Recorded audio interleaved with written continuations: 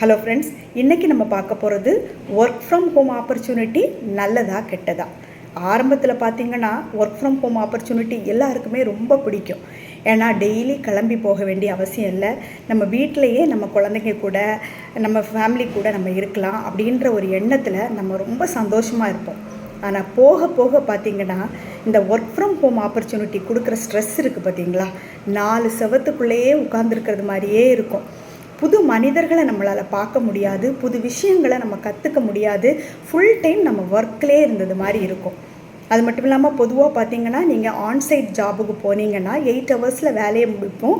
அதுக்கப்புறம் கொஞ்சம் நேரம் ட்ராவல் பண்ணுவோம். அதுக்கப்புறம் வீட்டில் வந்துட்டு குழந்தைங்களை கவனிப்போம். இங்கே பார்த்திங்கன்னா நீங்கள் 12 ஹவர்ஸ் வேலை பார்த்தது மாதிரியே இருக்கும்.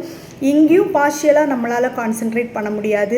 அதே டைமில் நம்ம ஃபேமிலியிலேயே நம்ம ரொம்ப சரியாக கான்சென்ட்ரேட் பண்ண முடியாத மாதிரியே இருக்கும். இதோடு முடிஞ்சால் பரவாயில்லைங்க.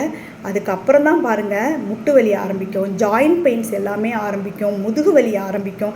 இது மாதிரி நிறைய நோய்கள். ஏன்னா நம்ம கொஞ்சம் கூட வெளியில் போகிறதில்ல, ஒரு எக்ஸசைஸ் நமக்கு கிடைக்கிறதில்ல. அதனால் இந்த மாதிரி ப்ராப்ளம்ஸை நம்ம ஃபேஸ் பண்ண வேண்டி இருக்குது. அதே போல் நம்ம வீட்டிலையே ஃபுல் டைம் இருக்கிறதுனால யூட்டிலிட்டி பில்ஸ் கூட நமக்கு அதிகமாக வருது. பொதுவாக நீங்கள் கேட்டிங்கன்னா ஒர்க் ஃப்ரம் ஹோம் ஆப்பர்ச்சுனிட்டியை விட ஆன்சைட் ஆப்பர்ச்சுனிட்டி தான் நான் பெட்டராக நான் ஃபீல் பண்ணுறேன்.